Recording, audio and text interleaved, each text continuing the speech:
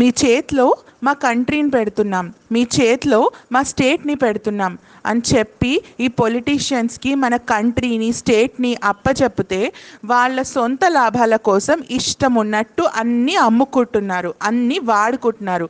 వాళ్ళ ఆస్తుల్ని కోట్లాది కోట్లుగా పెంచుకుంటున్నారు. ఎవ్రీ ఇయర్ వాళ్ళ ఆస్తుల్ని మల్టిప్లై చేసుకుంటున్నారు. కానీ ఏ అరాచకమైనా ఏ చెడైనా ఏదో ఒక రోజు అది చేసిన శాస్తి అనుభవించాల్సిందే. ఈరోజు ఇవన్నీ జరగడానికి కారణం ఎవరో, అసలైన కల్ప్రిట్ ఎవరో ఇంకా ముందుకు రాలేదు.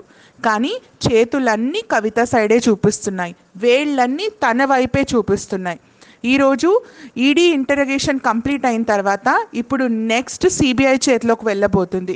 సిబిఐ ఆల్రెడీ కవితని అరెస్ట్ చేసింది అండ్ ఢిల్లీ కోర్ట్ని రిక్వెస్ట్ చేసింది తన రిమాండ్ ఇవ్వమని చెప్పేసి. ఫ్రైడే రోజు ఢిల్లీ కోర్ట్ డిసిజన్ తీసుకోపోతుంది దట్ కవితని సిబిఐ రిమాండ్లో ఇవ్వాలని చెప్పేసి. ఒకవేళ అది గ్రాంట్ అయితే తను సిబిఐ హెడ్ క్వార్టర్స్లో లాకప్కి షిఫ్ట్ చేపడతారు అండ్ అక్కడ question and answer session and interrogation అన్నీ కంప్లీట్ అవుతాయి. Friends, please subscribe, like and share. ఛానల్ని సబ్స్క్రైబ్ చేయండి సో దట్ మేము ఇస్తున్న అప్డేట్స్, మేము చేస్తున్న వీడియోస్, రీసెర్చెస్ అవన్నీ మీకు టైంకి చేరుకుంటాయి. Thank you friends. BRS leader K Kavitha ఇప్పటి వరకు తిహార్ జైల్లో ఉన్నారు. మార్చ్ 15th అరెస్ట్ తర్వాత ఈడీ ఎన్ఫోర్స్మెంట్ డైరెక్టరేట్ ఇప్పటి వరకు కవితని ఇంటరోగేషన్ చేస్తూనే ఉంది. బట్ విషయం ఏంటంటే ఇప్పటి వరకు కవిత ఏ విషయాలు కూడా బయట పెట్టలేదు. తను యూజ్ చేసిన ఫోన్స్ కానీ, డివైజెస్ కానీ, నెట్వర్క్స్ కానీ ఆ డీటెయిల్స్ ఏవి కూడా తను బయట పెట్టట్లేదు. అసలు ఈడీతోని ఏ రకమైన ఇన్వెస్టిగేషన్స్లో తను కోఆపరేట్ చేయట్లేదు అని చెప్పి న్యూస్ వస్తుంది. తన మీద ఎన్నో అలిగేషన్స్ ఉన్నాయి. మనీ లాండరింగ్ మీద, రూల్స్ ఫాలో అవ్వకపోవడం వల్ల, కరప్షన్ అని చెప్పేసి, Delhi excise policy case agreements, ఇవన్నీ తన మీద అలిగేషన్స్ ఉన్నాయి. అవే కాకుండా నాన్ కోఆపరేషన్ ఫర్ ఇన్వెస్టిగేషన్ అని కూడా అలిగేషన్స్ ఉన్నాయి. ఇవన్నీ ఉన్నా కూడా కవిత అస్సలు ససే మేరా ఉండట్లేదు. తను ఇంకా 4-5 పేజీల లేఖ రాశారు. ఆ లేఖ వల్ల ఏ డిఫరెన్స్ రాదు, అది తనకు కూడా తెలుసు. కానీ ఆ లేఖ రాశారు. ఇప్పుడు ఈడీ దగ్గర నుంచి ఈ కేసు సిబిఐ తీసుకోబోతుంది. సిబిఐ వే ఆఫ్ ఇన్వెస్టిగేషన్ చాలా డిఫరెంట్గా ఉంటుంది, కొంచెం ఈడీ కంటే కఠినంగా ఉంటుంది. సిబిఐ ఇప్పుడు కవితని తన రిమాండ్లో తీసుకోవాలని అనుకుంటుంది. ఫ్రైడే రోజు ఢిల్లీ కోర్టులో దాని గురించి ప్రొసీడింగ్స్ ఉన్నాయి. ఒకవేళ అది గ్రాంట్ అయితే అప్పుడు సిబిఐ హెడ్ క్వార్టర్స్లోకి షిఫ్ట్ చేస్తుంది కవితని అండ్ అక్కడ రిప్రిమాండ్ చేసేసి అక్కడ క్వశ్చనింగ్ అవుతుంది. సిబిఐ ఆఫీసర్స్ అరెస్ట్ చేసిన తర్వాత కూడా కవితని ఎన్నో యాంగిల్స్ నుంచి క్వశ్చన్స్ అడుగుతారు. దట్ ఈ సిచ్యువేషన్ రావడానికి అసలైన కారణాలు ఏంటి, అసలు ఇప్పటి వరకు జరిగిన సిచ్యువేషన్స్ దేనివల్ల ఒప్టైన్ అయ్యాయి, అసలు ప్రూఫ్స్ ఎక్కడున్నాయి, ఫోన్ కాల్స్ ఎక్కడున్నాయి, సిమ్ కార్డ్స్ ఎక్కడున్నాయి, ఎవరెవరు ఈ కేసులో ఇన్వాల్వ్ అయ్యారు, అవన్నీ క్వశ్చన్స్ సిబిఐ కవిత ద్వారా తెలుసుకోవడానికి ప్రయత్నిస్తారు. ప్రస్తుతానికి సిబిఐ అరెస్ట్ చేసింది స్పెషల్ కోర్ట్ పర్మిషన్తోని. సిబిఐ ఆల్రెడీ కవితని క్వశ్చన్ చేసింది ప్రిజన్లో ఉన్నప్పుడు సాటర్డే రోజు స్పెషల్ పర్మిషన్ తీసుకొని. తను చేసిన వాట్సాప్ చాట్స్ గురించి, రికవర్ అయిన కన్వర్సేషన్స్ నుంచి, బుచ్చిబాబు గోరెంట్ల తన చార్టెడ్ అకౌంటెంట్ తన గురించి ఇన్ఫర్మేషను, డాక్యుమెంటేషను, తను పర్చేస్ చేసిన land deals, 100 crore deals, allegations, తర్వాత భారతీయ రాష్ట్ర సమితి ఈ పార్టీకి ఉన్న అలిగేషన్స్, ఇవన్నీ తను సిబిఐకి కోఆపరేట్ చేస్తుంది, చెప్తుంది అని ఎక్స్పెక్ట్ చేశారు. బట్ ఇంత కూడా కవిత అసలు ఈ ప్రొసీడింగ్స్లో కోఆపరేట్ చేయలేదు అని చెప్పి సిబిఐ చెప్తుంది.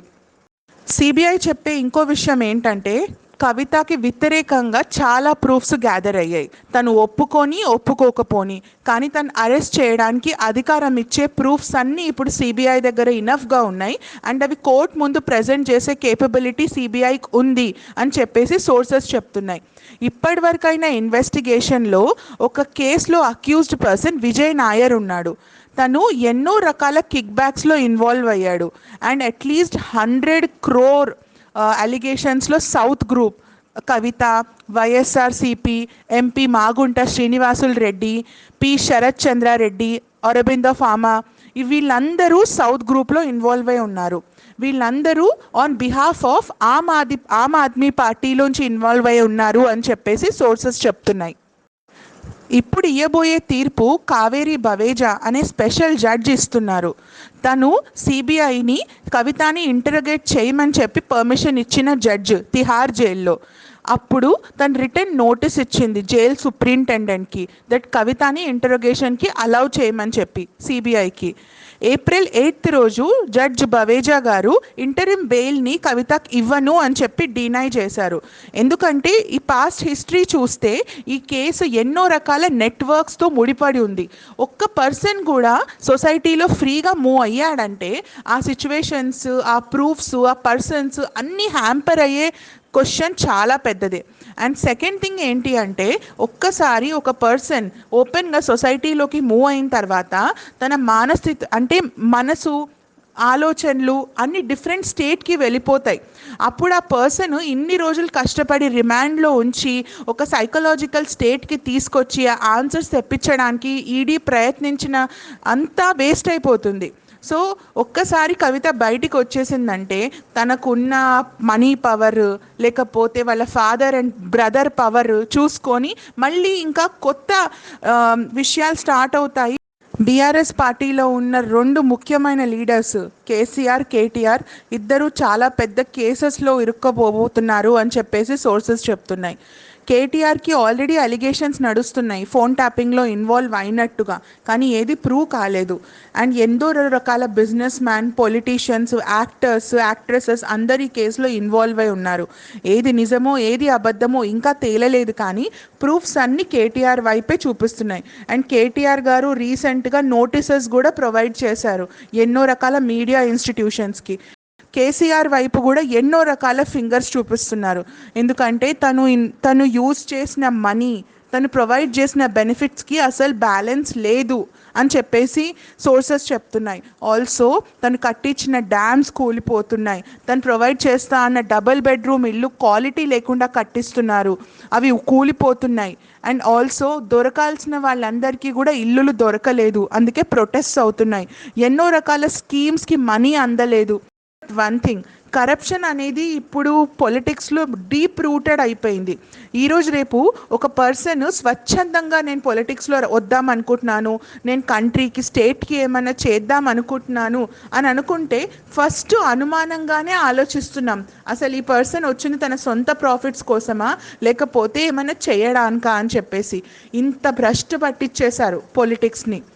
I would request the new generation to come up. ఎవరైతే నిస్వార్థ భావంతో పొలిటిక్స్లో ఏదైనా చేయాలనుకుంటున్నారో వాళ్ళకి ఇది ఒక పెద్ద ఆపర్చునిటీ. థ్యాంక్ యూ ఫ్రెండ్స్, ఓపిక్గా వీడియో విన్నందుకు చాలా చాలా థ్యాంక్ యూ.